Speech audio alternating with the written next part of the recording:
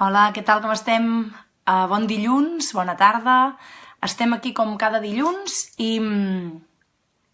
sabeu que jo cada principi de setmana penjo un consell, el consell de dilluns, per intentar-vos motivar o aconsellar una mica per cada setmana dedicar-la a alguna coseta que ens pugui fer una miqueta més feliços, d'acord? I avui, en el consell d'aquest migdia, al final ha sortit al migdia avui, doncs una de les coses que us recomanava era sobretot vinculat amb temes més de benestar personal, d'acord? Sabeu que jo molts cops el que faig és parlar sobre temes de parella, sobre temes de sexualitat, sobre temes de psicologia perinatal i també sobre temes de veganisme, val?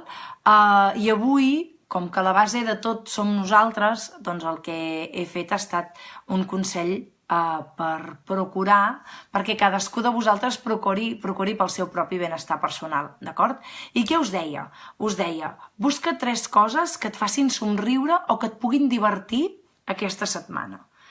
I per què proposo 3 coses? Doncs mira, perquè a vegades em proposo una i crec que a vegades ens hem de plantejar més d'una alternativa perquè si una no surt bé tinguem un recanvi, no?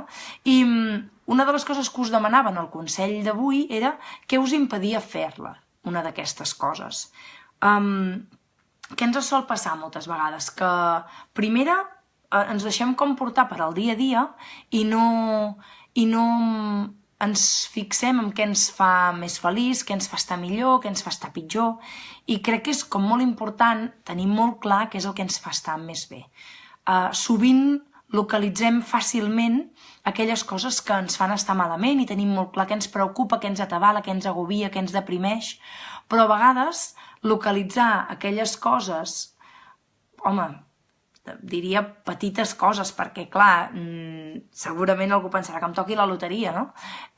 Sí, però això no depèn de nosaltres i jo sempre aposto per intentar posar uns objectius com més realistes, a l'abast de la teva mà, per tu poder fer de manera activa alguna cosa, no? I si a més et toca la loteria, doncs benvinguda sigui, val? Però sí que us proposava la reflexió de buscar 3 coses que us poguessin fer somriure, que us poguessin divertir aquesta setmana, per exemple. I aquesta setmana concentrar-vos en això. I amb cada consell de dilluns, si anem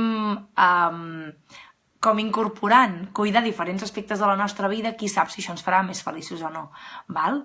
I us preguntava el que us impedeix fer-ho perquè a vegades tenim com dificultats en fer aquelles coses on treballar una mica per fer aquelles coses que ens fan estar bé. I és molt important no quedar-nos de braços creuats perquè la felicitat, que no sol ser un estat permanent, sinó que solen ser moments, solen ser instants, doncs no apareixen per art de màgia aquests moments. La felicitat ens l'hem de treballar una mica i hem de fer aquelles coses que ens aportin coses que ens facin estar bé. Per tant, us proposo fer un canvi de xip i en lloc de concentrar-nos en aquelles coses que sabem que ens molesten, que sabem que ens fan sentir malament, doncs potser posar una mica més de les nostres energies en aquelles coses que creiem que ens poden agradar, i que creiem que ens poden fer estar una miqueta bé i que creiem que poden fer que la nostra setmana sigui una miqueta millor.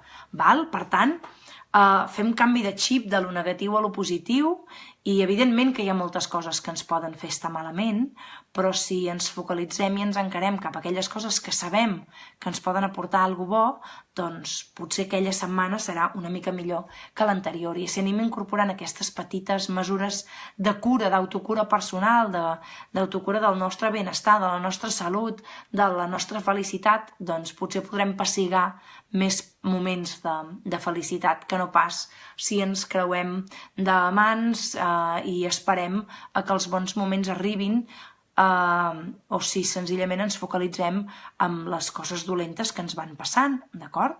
Per tant, aquí, avui, en aquest dilluns, us convido a que us ompliu d'energia, que us ompliu de motivació i que busqueu aquelles coses que poden fer que aquesta setmana sigui millor, aquelles petites coses que tingueu a l'abast de la mà i que siguin una mica millor per vosaltres, d'acord?